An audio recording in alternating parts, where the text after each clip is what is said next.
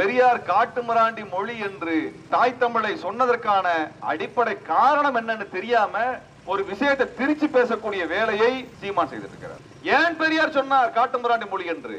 நாம் காட்டுமிராண்டிகளாக வாழ்ந்த காலத்தில் தோன்றிய மொழி, ஆதி மொழி, பழமையான மொழி, பழம் பெருமை வாய்ந்த மொழி, அதில் மாற்று கருத்து இல்லை.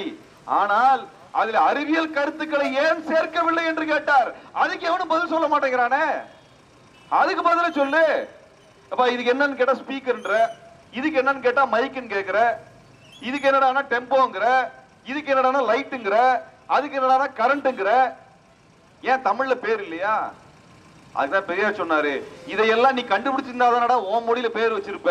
இவன் கண்டுபிடிச்சு அவன் மொழியில பேர் வச்சிருக்கிறான். அந்த கண்டுபிடிக்கிற வேலையை நீ செய்தா என்றால் உனது மொழி நாகரிகமான மொழியாக, அறிவியல் மொழியாக வரும் என்று தந்தை பெரியார் சொல்றார். என்னைக்குமே விமர்சனம் இருந்தால் பதில் சொல்லலாம். ஆனா அவதூறு பண்ணோம்னால், அது பிஜேபி காரண்ட கைகூலியாக வேலை செய்த ஒருத்தன் அவதூறு பண்ணானால் அவனை அங்கேயே நிக்க வச்சு கேள்வி கேட்டு திருப்பி அனுப்பணும்.